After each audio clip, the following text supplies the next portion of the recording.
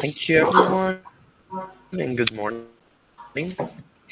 We have quite an interesting topic this morning to face and to talk about this cultural transformation and here sustainable places from Art and Solution. We would like to introduce three experts on the topic of cultural. Is going to present is Isotta Mac Fadden. I hope I pronounced correctly your name, Isotta, and Perfectly. especially your surname. Isotta, thank you.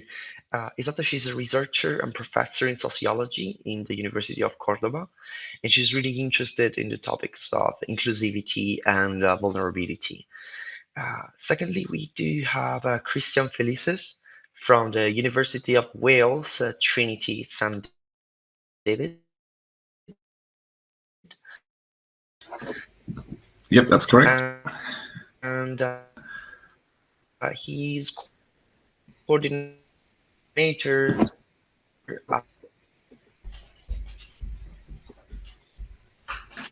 for employability skills. It got interesting lately.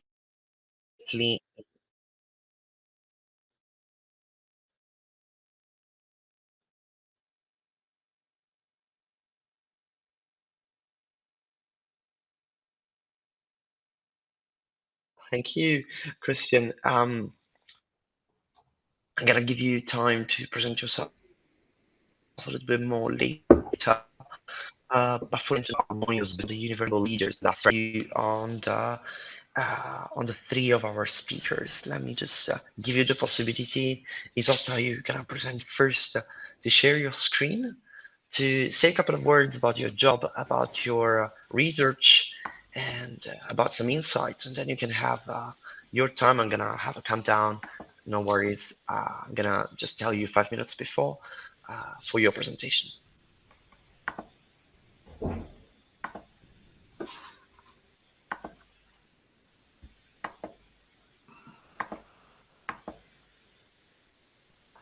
Okay, I hope you can see my screen.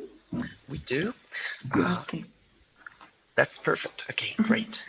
Okay, thank you first of all for all the organization of the Congress and to Alberto to be the chair of this session and to facilitate this this accession to this place of sharing. No, I'm Isotta Mac Fadden. I'm a sociologist from the University of Cordoba, but I work also between vulnerability and social exclusion, as you were mentioning before, so related with education.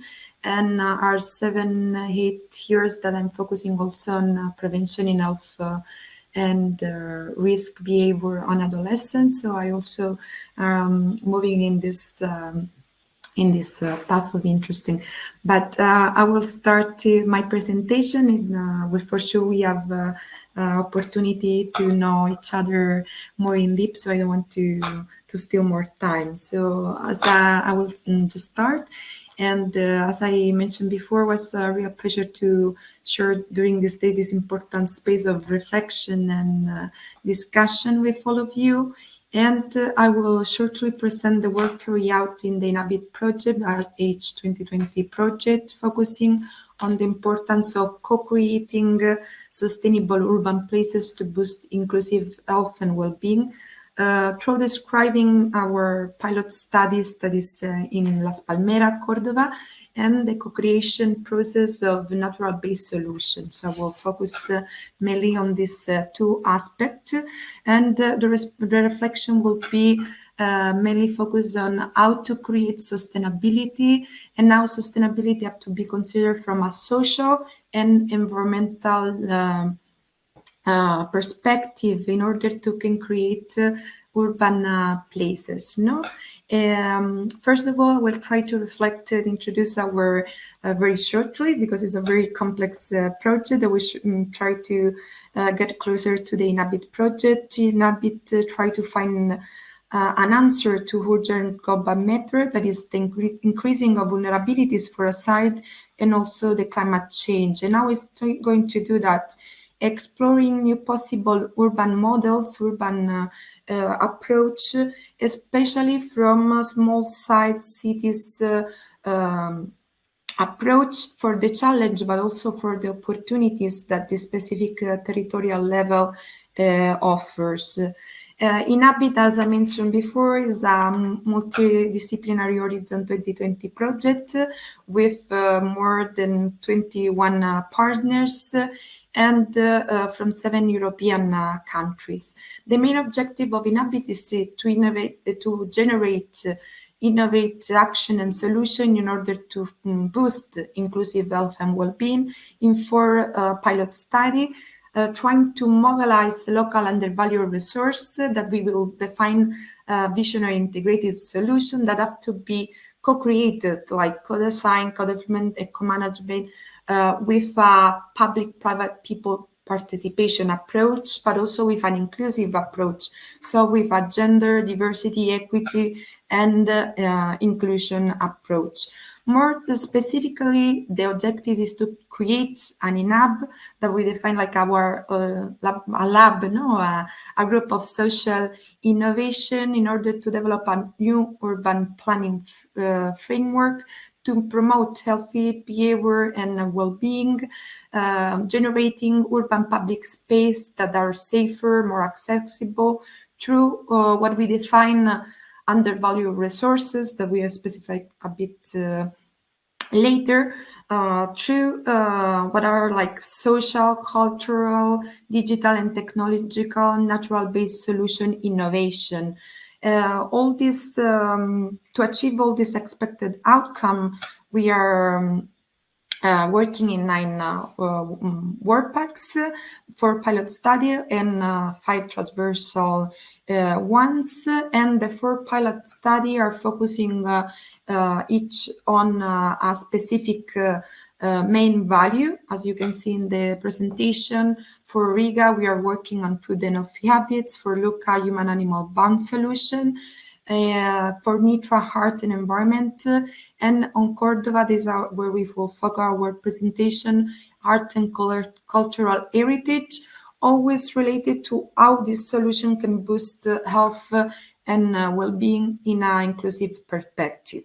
So in Riga, we are trying to create, we are already in the middle of the journey to create a food hub in a community center, more specifically in a food market. In Lucca, we are generating a green corridor, but also different solutions that can make give the chance to have a new urban perspective, new urban planning, utilizing urban animal bonds solution. In Nitra, we are working on multifunctional furniture green corridor, trying to connect to part of the city, a more peripheral one, as you can see in the screen.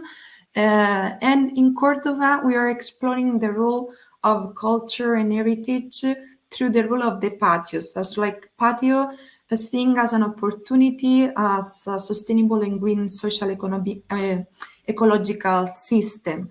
As I mentioned before, we will focus on the pilots of Cordoba, more specifically in Las Palmeras. Las Palmeras is one of the is between the 10 more vulnerable neighborhoods in Spain. During all this period, we have already arrived at the second half year of the project. We have all the work of this period allowed us to put the roots to establish our inclusive transformation plan. That is our action plan for social transformation, selecting our most appropriate methodology to apply to our specific context. As I say, our context is very vulnerable, no?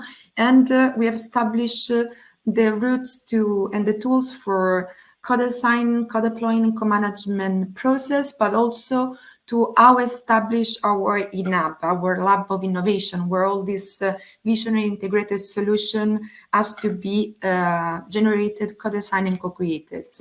During the path, of course, we have faced different challenges, such as more general that we have all faced. The project started October 2020, so we faced COVID-19 pandemic, but more specific with the high vulnerability of the context. Just to mention some elements, Las Palmeras is characterized with a vulnerability in education, equality, environment. We can mention a high rate of school dropout, high level of violence, lack of cohesion and strong stigma, mistrust of administration, low income. And to use the word of one of our first interview and engage in our work, that is the grandparents of the neighborhood.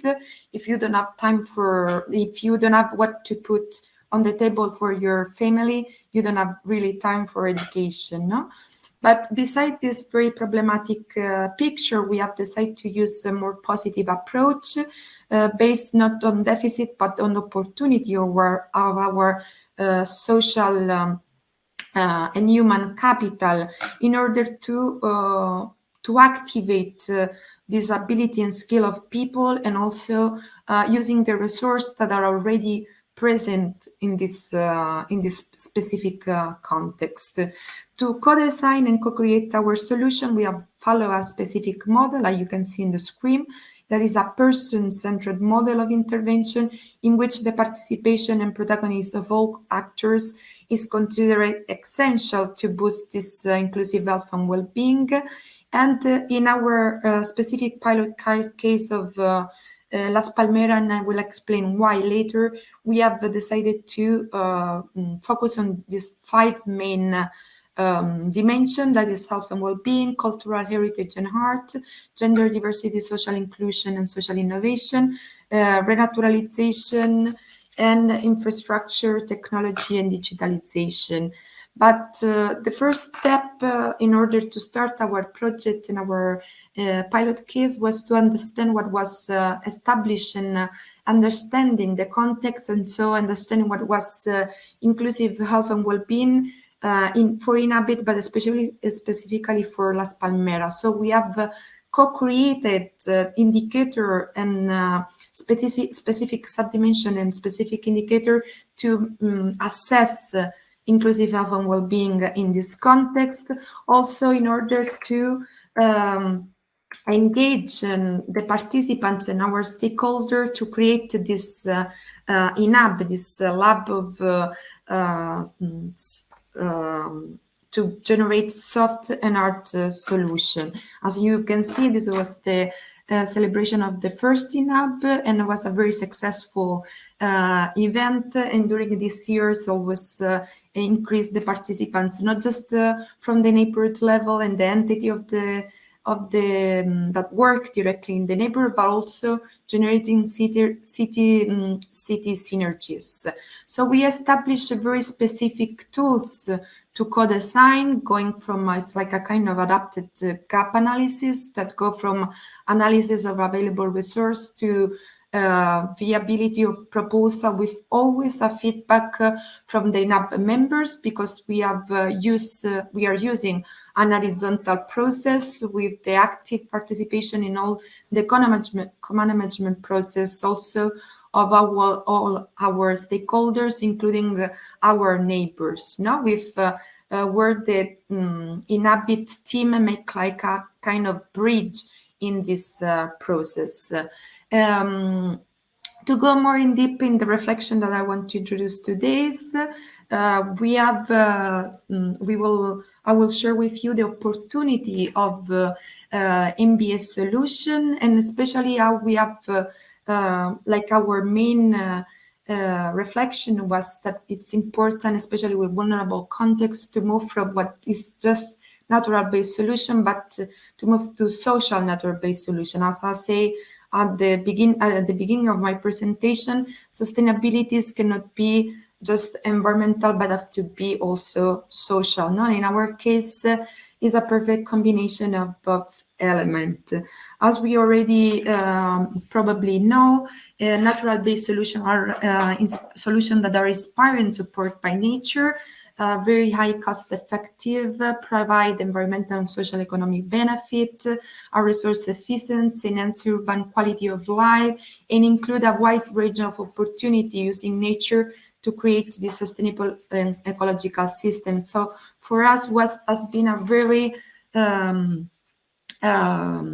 important element to start working with what are the hard solutions that are more infrastructure solution. So for being able to do hard solution, we had worked the first year just very in deep on social innovation, that is building trust among participants and entities to create capacity, developing safe space for interaction. So we are focused on the engage and dissemination of the project with small action that can generate very real and tangible change, but have also positive impact in their life. They encourage neighbor collaboration and coexistence, reinforce this sense of security, identity, and belonging, legitimize public space. Because, for example, when we start working in Las Palmeras, we didn't have a space, even inside or outside space, that was safe and that people can feel belonged to this in their own this space, and also to reinforce the participation skills. Due to with the high vulnerability, we have really had to work to empower in health of neighbors, so empowering all this participation skill, but also strengthening the networking and organizational skill of institutions that already are working in Las Palmeras. So recuperating this human and social capital that I mentioned at the beginning. So our first step that I will show with a small video of 30 seconds at the end of the presentation was working, as you can see in the screen, in this abandoned area, generating a picnic area. This was the chance was co-design and co-create with also the neighbors to ensure not just environmental sustainability, but also social sustainability, and give the chance to work on boosting health and well-being. As you can see in social well-being, we're creating sense of place, honoring of the space, social cohesion, but also spatial environment well-being and healthy lifestyle. The next step, as this first nature-based solution has been successful, this creation of the picnic area, is to keep working of this in all this area, generating a walkable path, but have to be a green path, and also recovery of green spaces for public use. And we have chosen to follow the MBA's new European Bauhaus approach that is focused on three main concepts, that is beautiful, sustainable, and inclusive. No? And what are the lessons learned from this experience? That especially in vulnerable context, but in any case, we have to combine social and environmental sustainability. So this hard and soft solution combination, but also it's essential to have a participatory approach and co-creation focus, so co-design, co-management, and co-deployment to guarantee the effectiveness and also understanding the real needs and using the real opportunity of each specific context, and also this inclusiveness with the rest of the city, so generating the synergy with the city and the rest of our INHAB entities in order to create these public green spaces. A very interesting opportunity for green spaces and natural-based solution in vulnerable context is not just that in the rest of the city you can get places that are more beautiful or more livable, but in case of vulnerable context, they give you the chance to create spaces. Like when we generate the picnic area, was an abandoned space, was a place that never had a public use. So this is a very important approach for vulnerable context. And also, I want to mention a few challenges. It's not always, it's not, of course, just the positive aspect or just easy to work on this. Of course, you have to... Just a little warning. Yeah. 3 minutes left. Okay. Also for questions and answers. Thank you. Thank you. So we main challenge are social procurement, especially in small, medium-sized cities. There are not we are not prepared to have to follow this bureaucratic process, and also it's very difficult to find not very big corporation, but just medium. Small companies that are able to combine social aspect with social skills with these more infrastructural skills, and also a challenge how we can correctly monitoring and assess this social sustainability along the time. Just to conclude, I will share a video that shows the creation of the picnic area.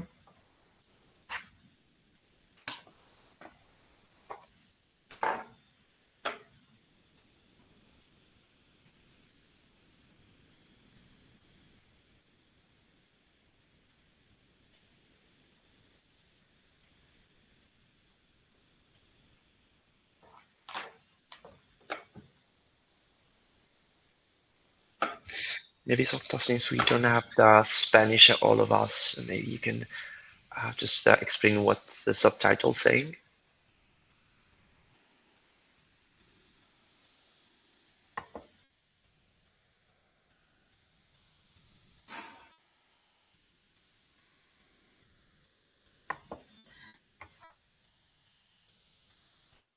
So as I knew that I was running out of time, I don't want to.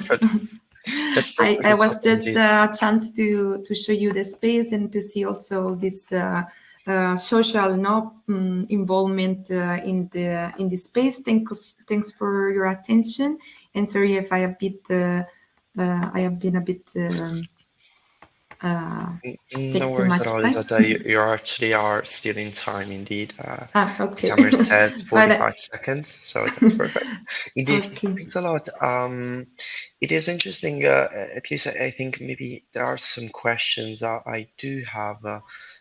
Just one small question, maybe related with belonging you named, and you were mentioning different dimension of vulnerability. I don't know whether migrants were included, and specifically to the theme of belonging. I guess for a migrant to belong in a new space where it doesn't have a cultural framework and a common narrative with peers. I guess that's another dimension to tackle. And since we're talking about cultural transformation, I wish maybe you can just give us a couple of words about migration, belonging, and cultural frameworks.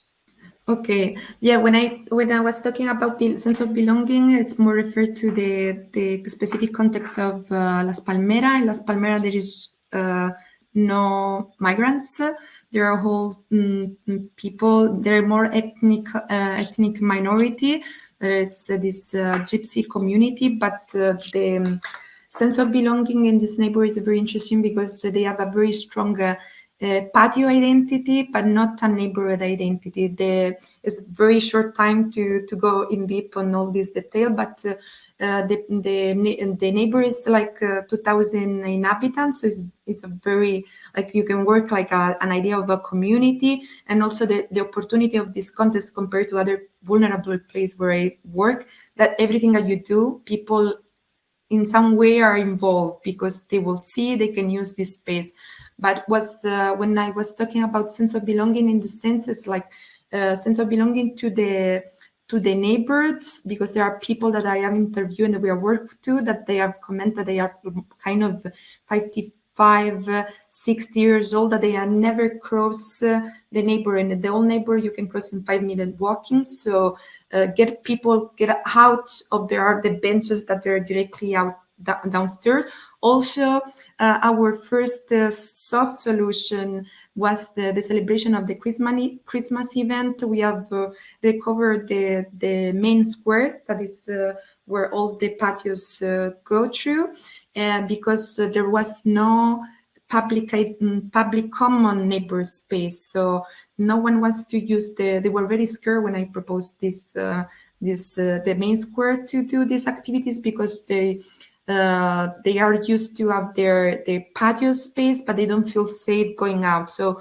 our main work was to really co-create spaces there to work, and that people can feel, okay, this is belong to us. And also the sense of belonging is connecting Las Palmeras to the rest of the city. So giving the chance to this neighbor to have places that there are in any other part of the city. Where I live in the city center, walking distance, 5 minutes, have I access to 4 very well equipped green spaces, and there is no shade places. We are in a place where we are in the south of Spain, a place that is constantly under very high temperature. There is no natural or even not natural shade, and there is no even a fountain. So also, when I was talking about the challenge, a challenge I didn't have the time, but there are also research challenges. For that, it's very important to work in collaboration with the rest of the city, because for a side you have to have this neighbor sense of belonging and sense of identity, because there is, for example, a very high rejection level of intervention from outside, and also a very high vandalism, because when they came from outside and you put something in the context culturally, you then identify this like something that belongs to you. So all this co-creation process was really important. We have been there, and in 50 years there were no changes in the neighbors. Of course, any infrastructure, any changes was very important. And yes, this sense of belonging, this integration aspect and cultural aspect is more like including this vulnerable population in the city context, not just a peripheral, invisible, abandoned places, but just another neighbor between the city. No, it's a bit the idea that we want to transmit.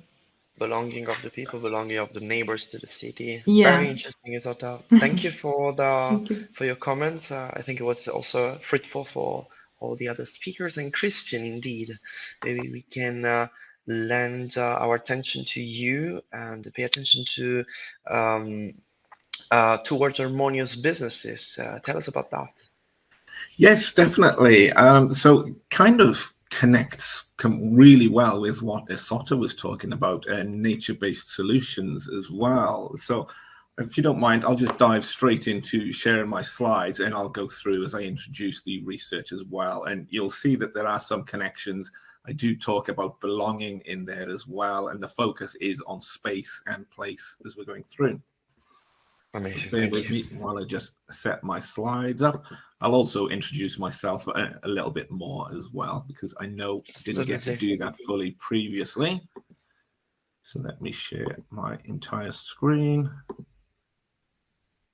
And let's just come to my slides. Can you all see my slides okay?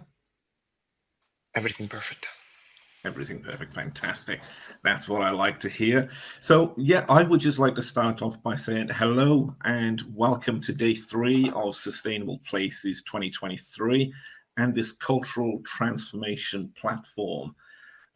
Now, I know and I hope you've been able to take in a number of talks and workshops over the past few days.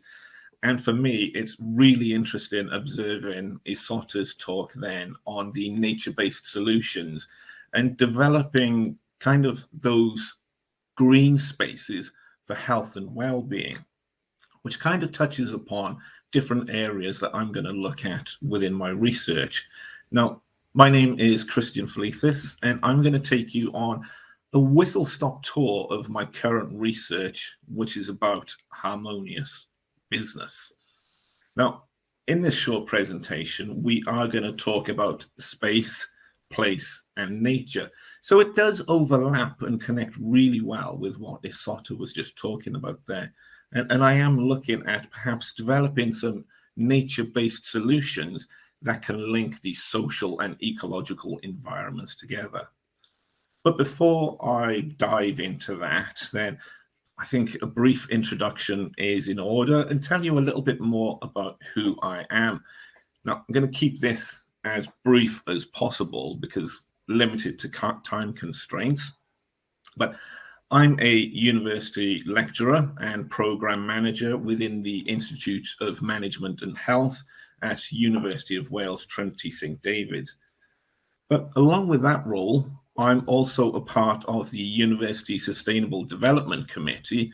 And within that role, we're all about developing of green spaces, improving sustainable performance of the university, but also protecting biodiversity within our campuses and the communities in which we're a part of as well.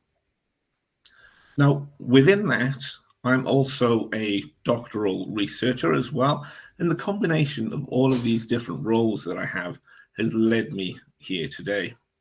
But I've always had this passion for nature and sustainability.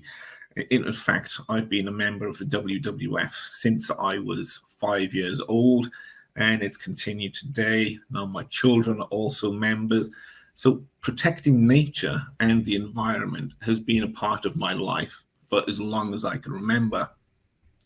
And within the university environment, sustainability is embedded in everything that we do.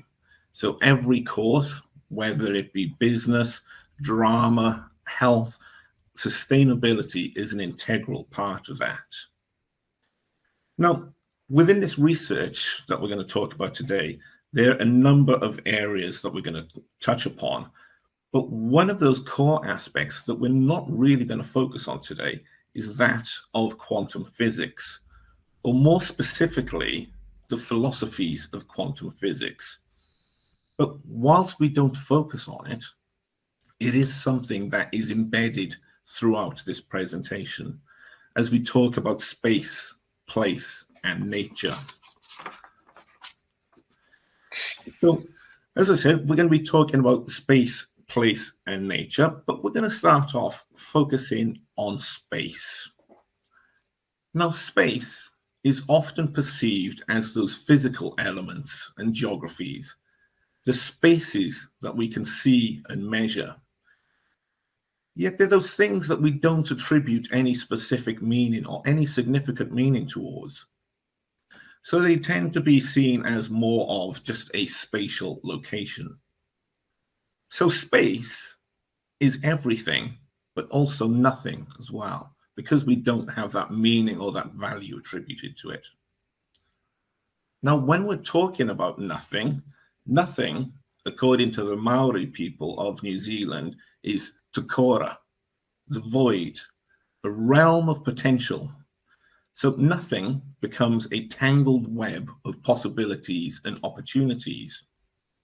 And it is only in that social element or that human element do we start to define and create value of those spaces. So Lefebvre in 1976, with his approach to space, suggests that space manifests in three forms. And this is kind of like a social constructivist perspective. And that's what Lefebvre suggested, that space is a social construction. And he came up with this triad model. And right at the top, we have the lived space, which is all about an emotional symbolism connected to the environment and social life. So it's more of an emotional connection, what is felt within that space. Then we also have the perceived space, the relationships between systems and experiences, the space of social relations. So this is more about the physical aspects, the what is seen within there. And finally, we have the conceived space. So this is the abstract representations leading towards what is thought within that space. And the combination of these three elements give us a connection to what is space from a human and a social perspective. Or we could say that space is the abstract setting in which emotional and cognitive connections can be fostered. So space, as we said before, is everything and the nothing. Or if we bring in the two core elements of quantum physics, we could say that space is entanglement and indeterminism.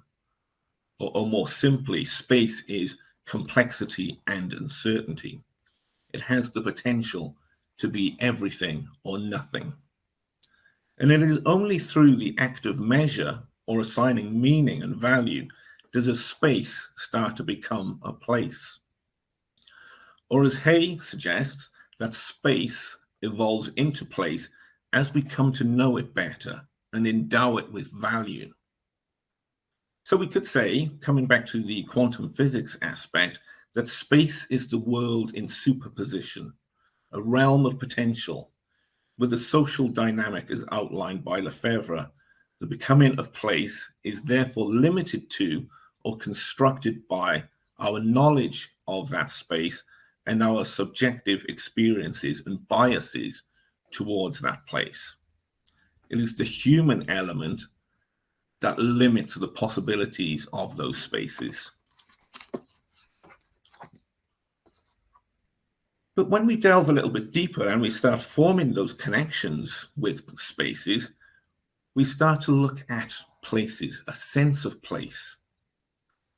And there's a number of definitions relating to a sense of place that differ depending on the industry or the field of study that you're a part of. For example, if we refer to sense of place from an environmental psychology perspective, they dissect the concept into three component parts. The sense of place, which is all about the experiences of the person in a setting. The spirit of the place, which is the combination of characteristics that gives the setting that special feel. So it's more about the emotional connection that we have, that personal bond that we build up. And then we have the physical setting itself, the matter.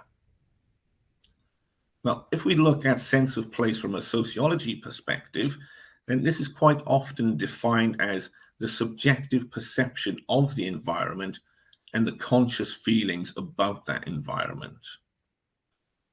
Now, there's also a number of philosophical, academic, and practical applications that talk about place along with belonging. And as we were talking about in those questions beforehand, the sense of belonging is a hugely important aspect, especially from the social perspective. And there's a number of factors that contribute to that feeling of belonging. And as we talk about with migrants, then the need for security and stability is a huge motivational factor and kind of can link us or build up that belonging and connection to a sense of place. Whereas Yufu Tuan suggests, place is where we are free to be ourselves, a place of security and cultivation and growth. So with this, we can suggest that place is the individual or culturally assigned meaning to a setting, whether that be a fireside, a home, a favorite hike, being in a gang. All of these different things have the potential to give us a sense of place and belonging. But the core aspect is are we free to be ourselves? Do we have the potential to be free and to be ourselves? So the belonging becomes a hugely important aspect in developing and establishing a strong sense of place. And place is something that is often perceived as something with an emotional connection, linked to knowledge and experiences. Places can be both positive and negative. So if we were to look at different cultures, for example, or perhaps being in a gang, then we often hear about gang members, their places in their gang, they feel safe and secure. But there's also that negative aspect with it as well, is the threat, the risk to their health and well-being that goes along with it. So places can be both positive and negative aspects. And we've got to try and develop those places, especially from a regeneration perspective, to try and build that positivity within those places. But when we do think about places, we tend to have a focus toward those spaces with social interaction and presence, things that we've given a socially assigned meaning towards, what they mean to humanity. Now, when we're looking at current trends, and we're going to focus on a couple of trends within the built environment and place building for a little bit here, there are a number of trends that are shaping the future. We've got reclaiming experiences, and humans are social creatures and we do value that interaction. So emphasizing these needs and building that social aspect, building experiences, is becoming a huge part of the built environment.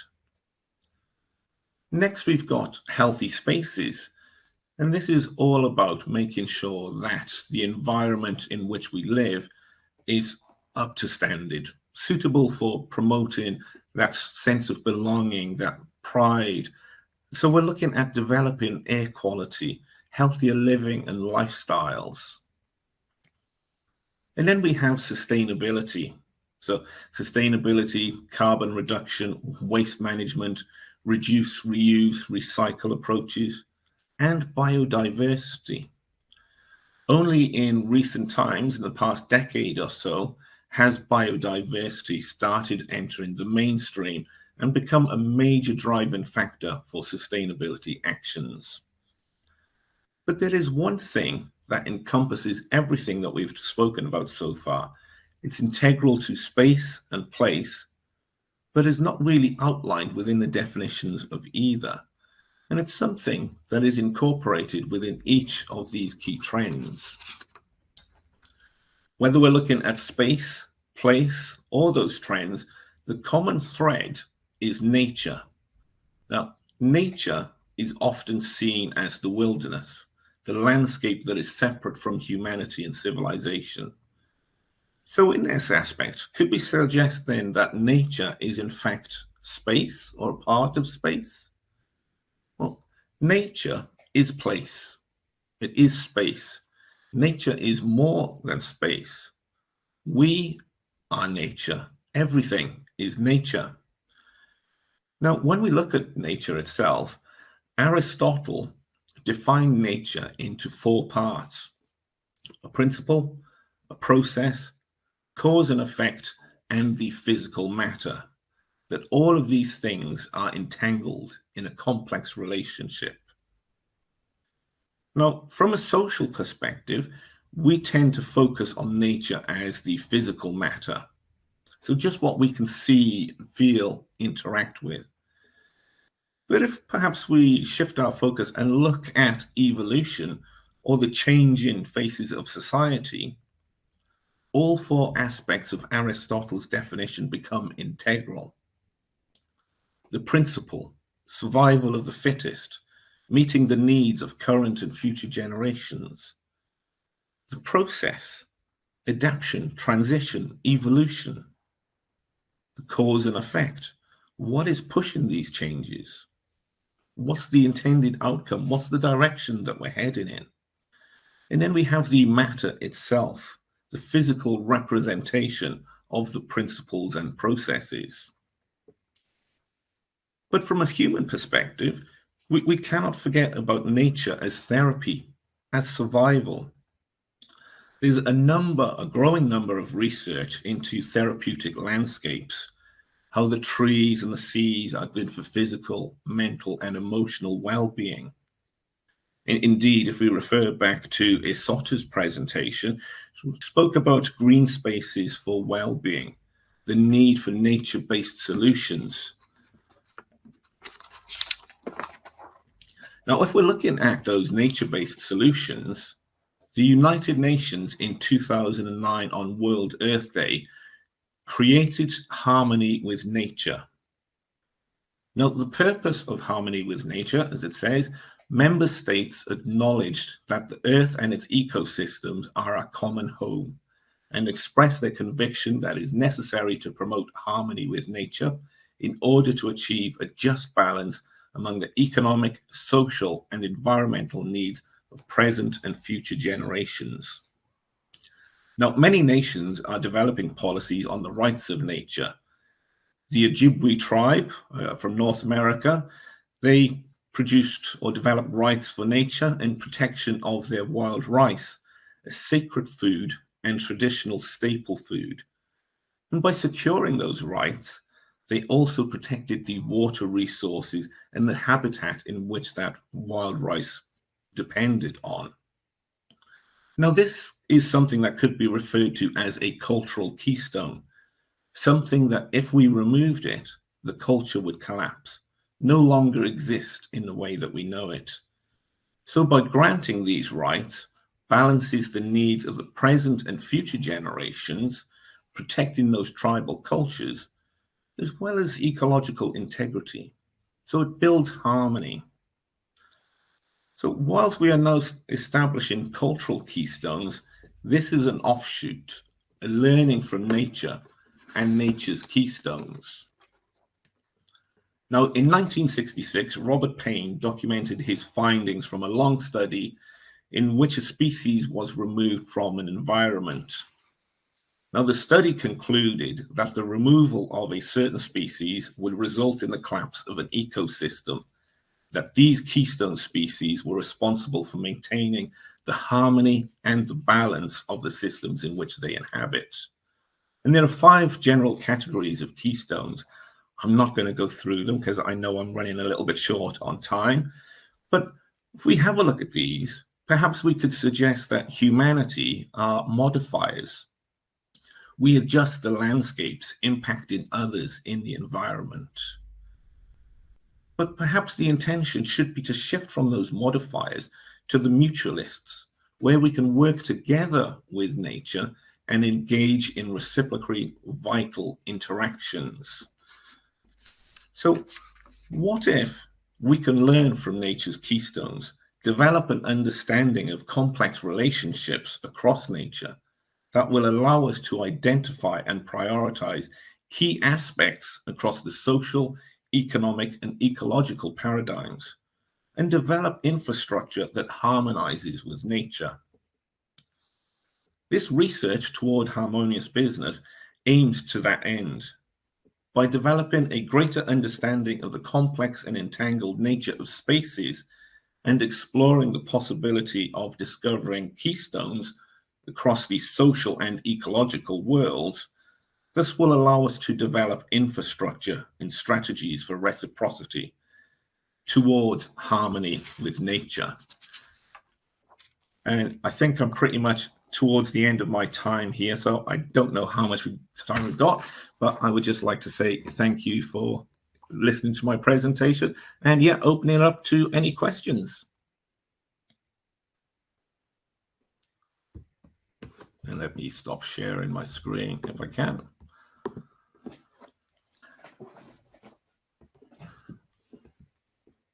So Alberto, I can't hear you, sorry.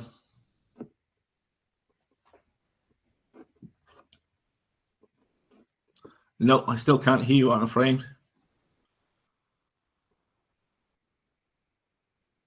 Okay, now are you able? Now we can hear you, yes, that's it. Thank you. Christian, you're perfectly on time indeed. You have still 1 or 2 minutes left. And I wanted just to thank you because the presentation, at least to me, sounded very interesting and deep into philosophical question. Like I would have never linked Heisenberg principle of indetermination with space and as a place of possibilities. So maybe Laura or Isotta, you have a question. I do have just a remark.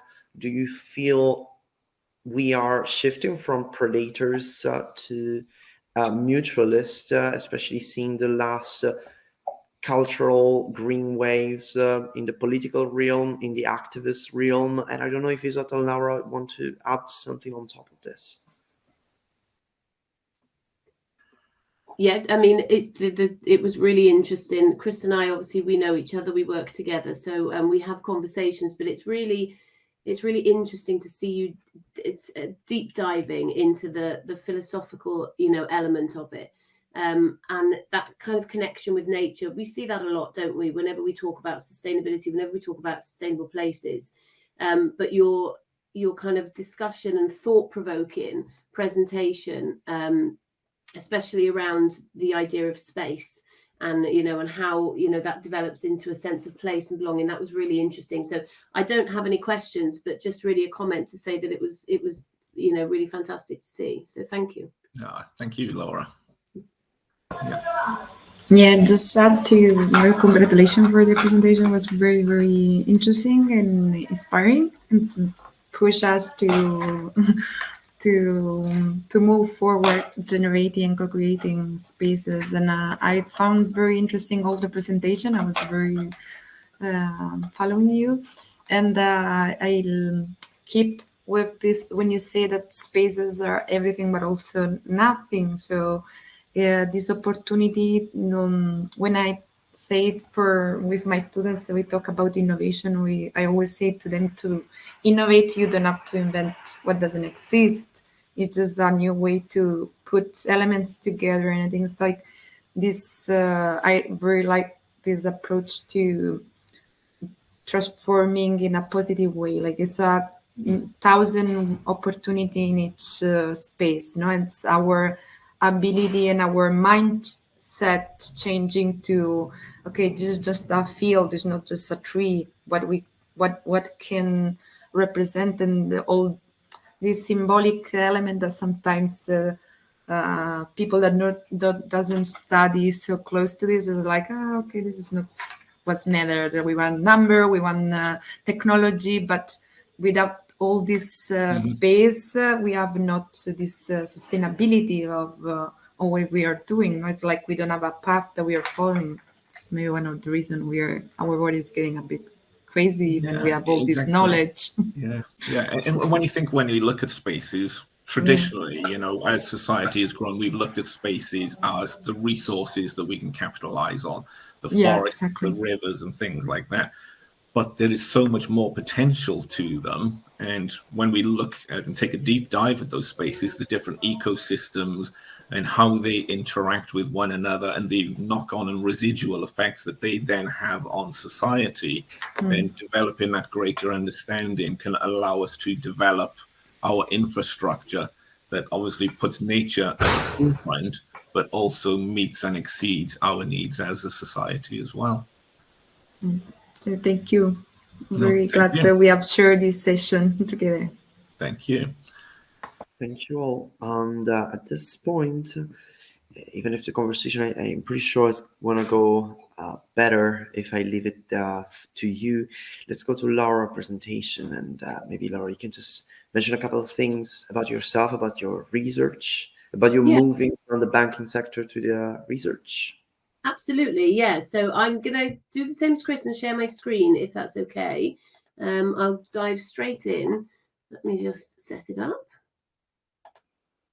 Okay. Okay. Everyone able to see my screen? Correct. Yes. Fabulous.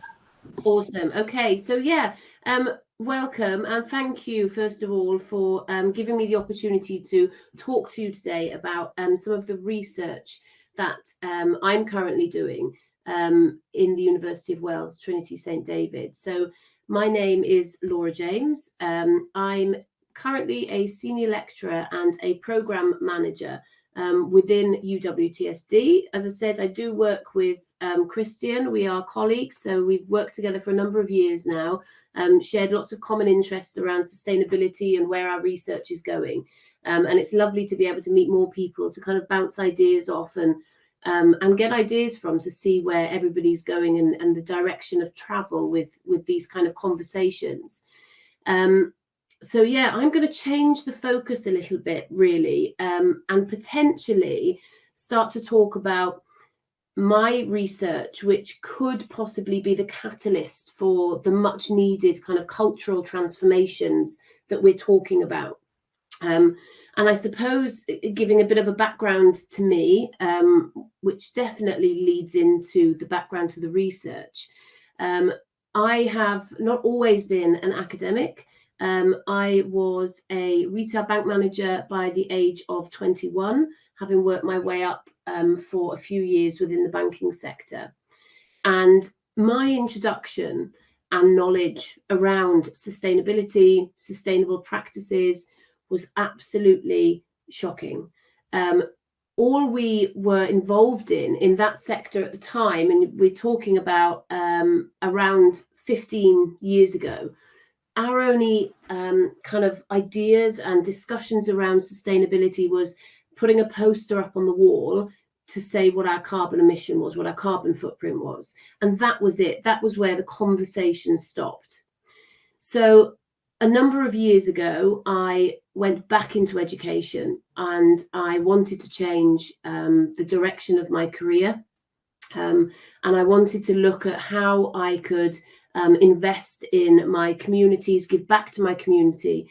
And so went back to university. And it was at that time that I got introduced to this kind of concept of sustainability through business. So how business and how organizations can have such a huge negative or positive impact on sustainability and on sustainable practice. So it was there that my journey started to begin. And one of the early books that I read was by Avery and Bergersteiner. And I won't do it justice today because I really don't have time to do it justice, but just to really skim over and you know, give a little bit of a whistle-stop tour of what Avery and Bergsteiner actually talked about. They talked about leadership, which was one of my favorite topics to read about, to talk about. I could talk about it till the cows came home. But they talked about leadership in a very different way to what I had experienced before and from what I had even read before. And they talked about this honeybee and locust kind of leadership styles. And if we think about honeybees, and we think about honeybees in nature, they build communities, don't they? They build ecosystems, and they work together in harmony with other species around them, and they give back. When we think about the locust, they are often seen as pests. They swarm together, they strip green fields bare, and those can be very much likened to different leadership styles. So that got me thinking, and that got me wondering what the types of leadership styles there are, but most importantly, what is it that encourages, triggers, or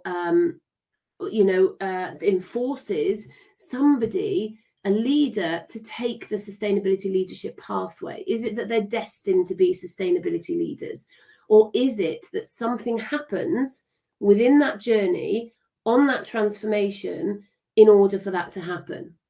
And that's where my research sits. So the aim essentially of my research is to identify what that transformation looks like, to start to understand, discover, and analyze the experiences of sustainability leaders, to really try and understand what that looks like and how and why they got there. So that's a little bit of background essentially to the research, but also to why this research is so important to me, having come from a very different professional background to what I am working in now. And I have to say that I am very lucky and very blessed that the research that I do, and as part of my PhD currently, is set in UWTSD, but within Carmarthen Business School predominantly. Now, Carmarthen Business School is different to a lot of other business schools, certainly in Wales, but across the UK that we know predominantly, because all of the courses, undergraduate, postgraduate courses, are underpinned with ethical and sustainable approaches. We like to think of it like that golden thread that goes through, that everything that we teach and everything that we do has that at the heart of it. And so I'm lucky enough to be able to work and to study and to complete my research in an environment like that. So when we looked at doing this research and thinking about understanding the stories, which is essentially what we wanted to do, I wanted to analyze the stories. We chose a phenomenological approach to that. Essentially, phenomenology throws light on people's lived experiences, and that is exactly what we wanted to do. We wanted to understand the phenomena of sustainability leadership, and we wanted to see and analyze and really get to the raw data to think about how are they experienced, how is that transformation experienced. So phenomenology really seemed to be the natural way to go in that respect. And further still then, we considered unstructured interviews. So I asked participants to undertake unstructured interviews to make sure that the stories that we were getting were completely natural, completely raw. And quite often what we were finding when I was conducting the interviews was that the participants were telling me things that they hadn't thought about for a long time. They'd started telling stories and remembering aspects of their transformation that they hadn't told anybody else. So it was almost like seeing these golden nuggets as I was going through this interviewing process. Now, some researchers don't favor unstructured interviews. It makes some researchers quite nervous. Essentially, what I did was went into the interviews with one question and one question only. And that question was, can you take me back and tell me the story of when you first became aware of sustainability in whatever form it appeared? And that last part of it, in whatever form it appeared, was so crucial, because sustainability has so many different forms. And what we understand of sustainability now as adults, or as sustainability leaders in respect of the participants that I had in my interviews, might be completely different to how they viewed it then. They might not have known that they were talking about sustainability then. So I started with a very open question. I wanted their stories. I wanted their experiences.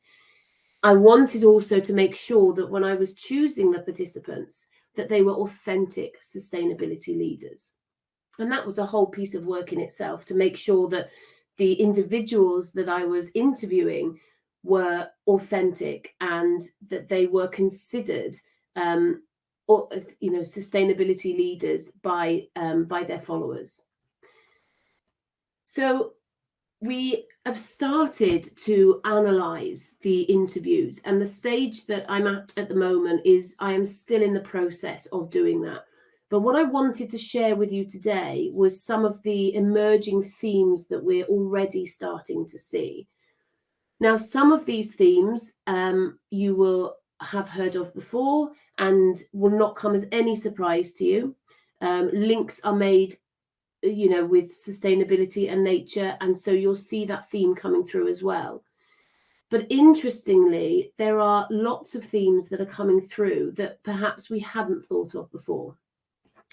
And I'm only going to share a few with you today because of time restrictions. But the more analysis that we're doing, the more themes we're pulling out, which is really interesting.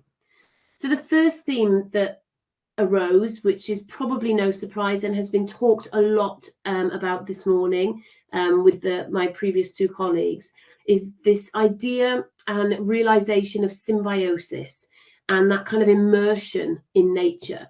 So when we talked to the sustainability leaders, they very much demonstrated that there was this consideration and understanding of symbiosis.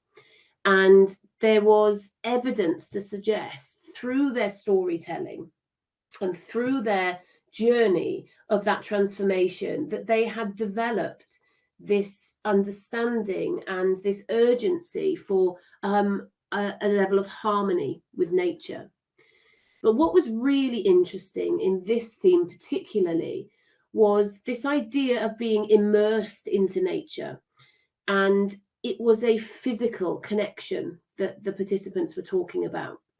So, for example, we had one of the participants in the interviews talked about being an avid surfer and being in the ocean, and talked about this experience of being immersed in water, having nature all around them, and physically being immersed into nature. That kind of topic ran through with different elements. So growing up in Wales, where I live, some people talked about growing up in the woodlands and having fields to play in as children, and as they were growing up, having that immersion in nature. And also, really interestingly, photography being a bit of a catalyst to develop that symbiosis with nature, and that kind of understanding of the impact that and the link between nature and sustainability. So the second theme that I wanted to share with you today, that we have started to pull out of the interviews, is this childhood awareness of sustainable practices. Now, when we talk about sustainable practices, a lot of people immediately go to reduce, reuse, recycle. If you were to ask me as a child, what is sustainability? I would probably have said, I have no idea. Or I would have said, it's about reusing and recycling. But that wasn't the only thing that was coming through. So when we were interviewing our participants and our sustainable leaders, they really started talking about relationships that they'd had with activism. So it might be that they had parents who were avid activists. It might have been grandparents, but almost being witness to and being around and conversing with activism was a really vital element of this. But also having that kind of urgency for equality, that understanding of equality from a very young age, thinking about fairness and consistency and how that looks in different kind of environments, socially, environmentally. There was obviously that link with nature, and as a child growing up with nature around them. So what a lot of the participants talked about was actually considering how they affect and how they impact nature just as a day-to-day activity. So it might be one of the participants who grew up in South Africa and was around nature continuously, and it was about having that awareness of how we live alongside nature. And then obviously you've got the adopting those practices as norm. So having that kind of parental guidance to embed practices early on. And that's potentially not something new. We know that as children in our childhood, if we embed practices early on, then we're more likely to take that through into adulthood. And that's something that definitely seemed to come through when we were analysing the themes. The last one that I wanted to share with you today, because obviously of time restraints and I can't go through all of them, is possibly one of the most interesting. And that is that a lot, if not all of the participants experienced witnessing a key event. So let me give you an example. One of my participants said that they visited Antarctica as part of their role in their profession. They visited Antarctica, and they described standing and witnessing with their own eyes the melting of the ice caps. And it was at that moment, almost like an aha moment, like a light bulb moment, like a switch had been turned on, that they stood there and they thought, what I am doing thousands and thousands of miles away is causing this to happen.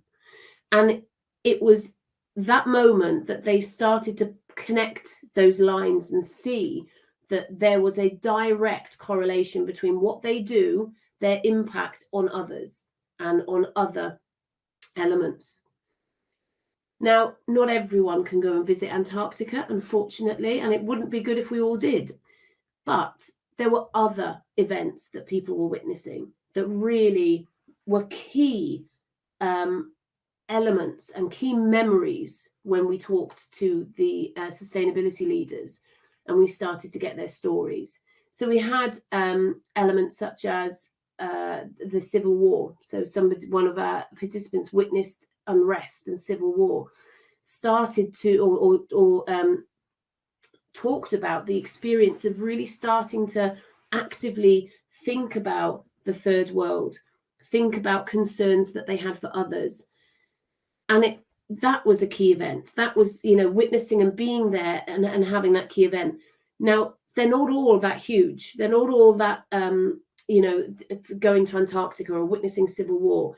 Some of the events that we had were as simple as watching a Life on Earth TV series and sitting there watching it. But each of them explained this feeling of, oh, okay, I need to do something about this. And it was something that triggered them. More often than not, it was visual. And it starts us thinking, when we're analysing these themes, how it looks at linking them with other people and the impact that they have on others, and not necessarily other people, but with nature. So they were the three kind of themes that I wanted to bring to you today. And research for the sake of research is fantastic. I'm hoping that I will research until I take my last breath. But the difference with this research is that we can do something, we can use this to make huge changes as well as deepen our understanding. We are learning more about sustainability through this research. We're learning more about sustainability leadership, what that looks like, what is an authentic sustainability leader. But what if we can take this research and we can engage other leaders and replicate this phenomenon?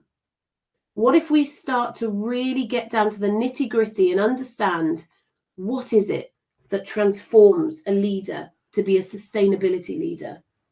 And what if we can replicate that? We could be teaching, we could be helping, nurturing sustainability leaders of the future. And not only that, but organizations through this research will have the opportunity to understand what that transformation is. This could be looking at all employees, not necessarily just leadership. Could we replicate this to nurture that process of transformation like I went through when I left my career in banking, when I came back into education and I was immersed into that world? Is that something that we can do? Is that something that we can replicate? I really hope so. As I said, we are not finished with the research yet. We are still extracting data. We are still finding lots of things out, but it's extremely exciting to be able to be involved with that research and to be able to share just a snippet of it with you today. So I am really grateful for your time, for listening. I will obviously answer any questions that you have, but if you did want to continue the conversation, if there were elements that you'd love to discuss more, then please get in touch, email or connect with me on LinkedIn, and let's keep this conversation going, and let's see where hopefully we can take this research. Thank you, Laura. Thanks a lot. I was really I connected with a lot of your topics you mentioned, especially witnessing an event or activism, personally speaking, to make that connection, to entangle, to use some wording from Christian, an emission activity, a transatlantic flight, or an investment in a bank, taking your experience to destruction of biodiversity, to loss of nature and space in the end belonging to that nature, and again to mention Aristotelian remark from Christian, to make that cause and effect relationship. That's enlightening for me, and I'm really thankful to have assisted to this conversation. So we came to the end. I don't know if, particularly to Laura, Isotta, and Christian, do you have any question would you like to pose?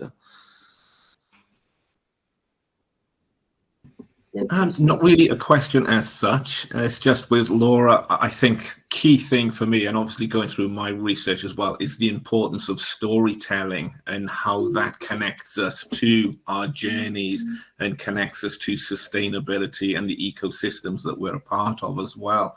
So going back to that childhood approach as well, and I think we tend to lose the ability to tell stories and engage with stories from childhood through adolescence into adulthood. And I think that that's something, you know, as you said, starting the journey early through childhood and build those stories, get those storytelling aspects and having that follow through with us. Another thing that I found really interesting as well is where you talk about the interpretation of sustainability from them. And I was a member of an entrepreneurs group, so like 100,000 entrepreneurs from around the world. And I asked the question to them, what does sustainability mean to you?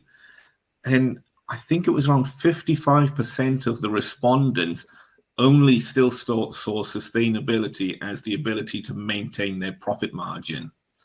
And that is deeply concerning that we're still at that point where sustainability is only seen from a financial perspective.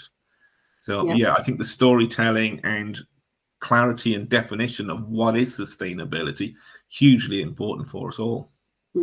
I think we've still got such a long way to go, haven't we, with business, you know, particularly when we think about organizations. There's a lot of people and a lot of organizations that are doing really well and that are, you know, are doing a lot of good. And we've got to kind of appreciate that fact. But there's also a lot that, you're right, they look at it at that kind of understanding of what sustainability is. And there's also that element that all concerns me, that they see sustainability as a competitive advantage, and that is the reason that they, you know, they adopt sustainable practices.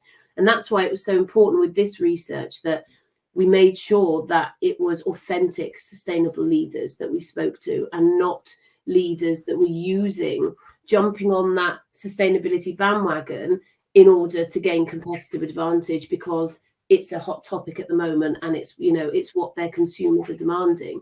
That takes you so far in an organization, doesn't it? And it's all positive steps forward. But really, in order to adopt sustainability and to do it well, then we need that kind of authenticity. But yeah, you're absolutely right, Chris.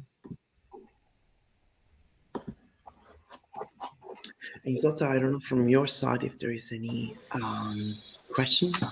More than a question, just a short reflection at the end. That was very.